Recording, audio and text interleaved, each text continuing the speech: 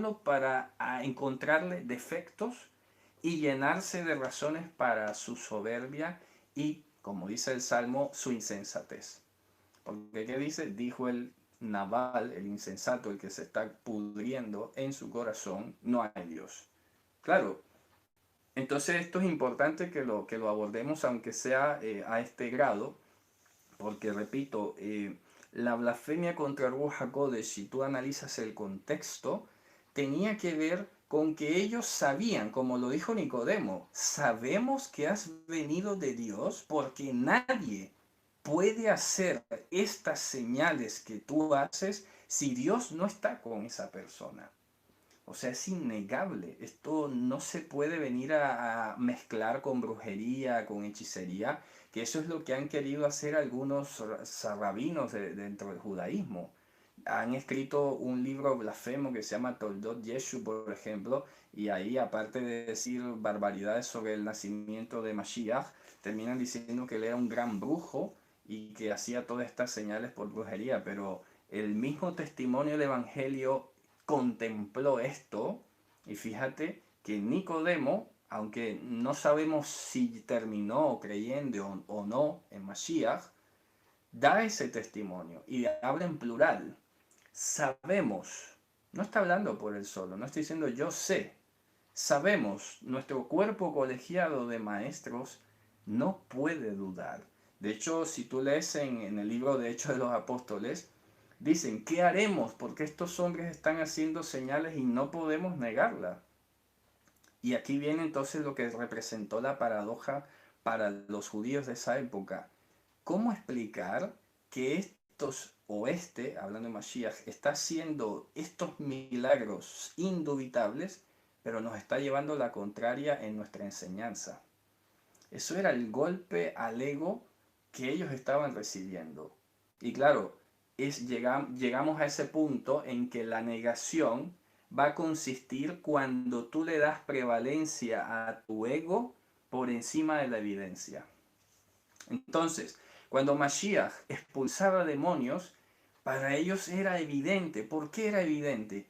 Porque se tiene noticia que los varios, o algunos, no se sabe cuántos, esto es difícil cuantificarlo, varios sabios o maestros de la época sí que accedían a conjuros, amuletos, a ciertos ritos, inclusive a veces usando el shofar disque para echar demonios, por ejemplo.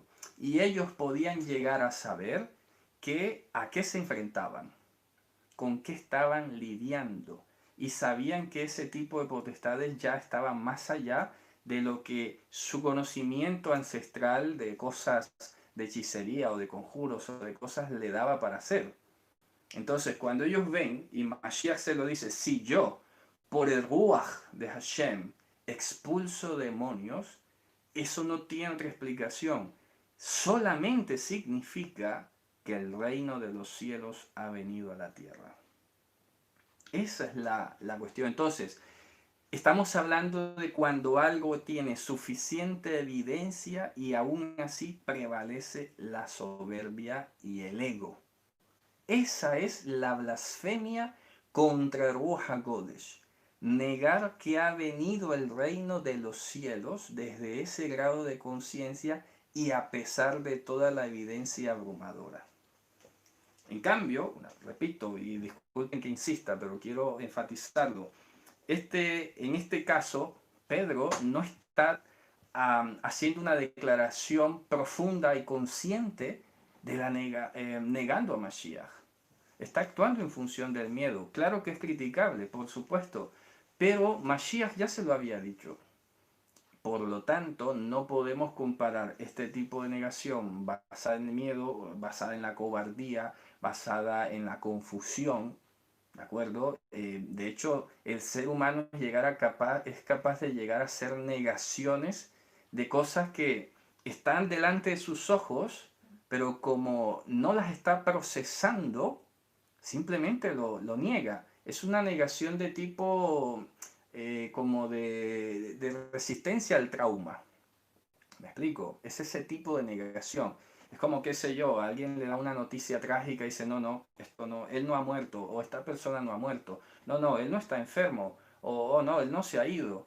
¿Me explico? Claro, eso es una negación, pero no es lo mismo desde la perspectiva de que si una persona continuara negando la evidencia, el hecho real, hombre, ya estamos hablando en este caso de un trastorno mental.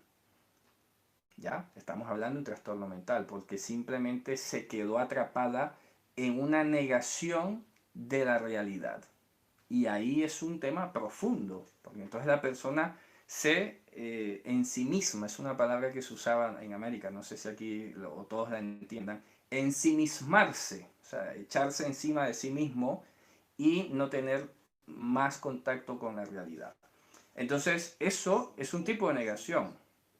Pero en el caso de la negación de Mashiach, cuando la evidencia es abrumadora, que la realidad está allí, que tienes testigos, que tienes todas las pruebas, y sigues en eso, oye, esto es un trauma espiritual. Es un trauma espiritual. Y fíjense qué curioso, es impresionante porque más adelante en Hechos de los Apóstoles vamos a encontrar que muchos otros judíos seguían ofreciendo resistencia, pero ellos no habían sido testigos de las maravillas o de la presencia de Josué. Entonces Pablo, ¿qué termina escribiendo? Ellos hasta hoy tienen un velo, el cual por Cristo es quitado. Pero ese tipo de velo no se aplica cuando una persona ha sido testigo presencial del poder de Dios. Así que hoy en día tenemos que saber manejar todo esto porque, claro, a veces la gente o está un poco confundida con el tema o a veces puede llegar a ser afirmaciones aceleradas o apresuradas. Tenemos que valorar estos elementos. ¿Has sido testigo o no has sido testigo? ¿Cuánto tiempo has estado negando la realidad? ¿Y qué es lo que te está haciendo negar la realidad? ¿Sabes del tema? ¿No sabes del tema? Etcétera, ¿verdad? Entonces, quiero que entendamos eso, para que de pronto también descansemos, porque alguna persona puede ser que haya tenido estas dudas o estos pensamientos de si Dios existe o no existe, y claro, ve tú a saber si se ha asustado, de pronto estoy negando que Dios existe o algo. Hombre, es que hoy nosotros tenemos esta especie de desafío o de reto, que el mismo Mashiach nos lo dijo, hay felicidad a causa de los que exhiben la emuná sin haber visto. Entonces, hoy, la construcción de la emuná, el desafío que tiene es que se va a hacer en torno no tanto a evidencias de manifestaciones de poder, sino a la comunión profunda con la palabra. Es ahí el escudo de la emuná que se habla en la escritura.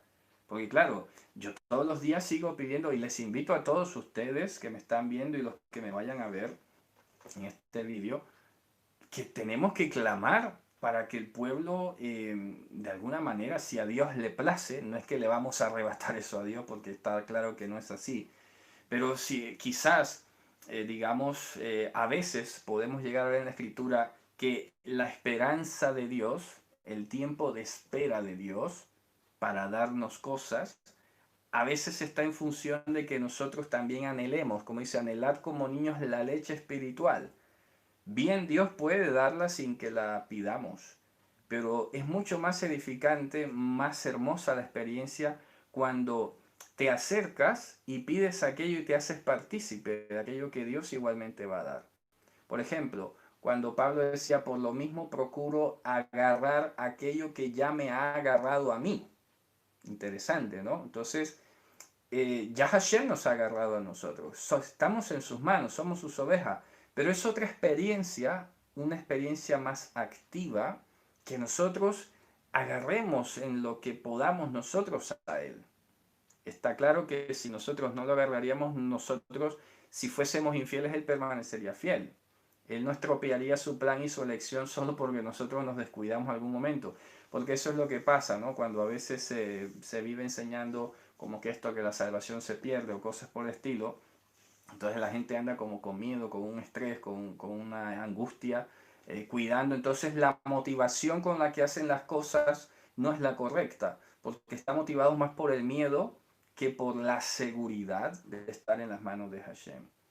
Y repito, la motivación va a marcar una diferencia en el mediano y largo plazo. Es lo que ha pasado. Muchos a veces han desarrollado un ministerio, como le llaman algunos, que a mí no me gusta mucho esa palabra, una actividad dentro del pueblo en cualquier grado, y resulta que a veces terminas dándote cuenta que la motivación, el ruaj que les movió no era el adecuado. Entonces llega un momento en que eso se acaba y terminan pasando cosas lamentables. Bueno, quería entonces, espero que haya quedado claro un poco esta distinción entre los grados de negación o por qué o cuándo hay una negación auténtica o una negación, no sé si auténtica, una negación formal, más bien, de Mashiach, del poder de Ruach HaKodesh, del advenimiento del reino de los cielos, y cuando se trata de una negación de otro tipo, simplemente, que puede estar dada por diferentes factores. Bien, sigamos entonces al verso 17.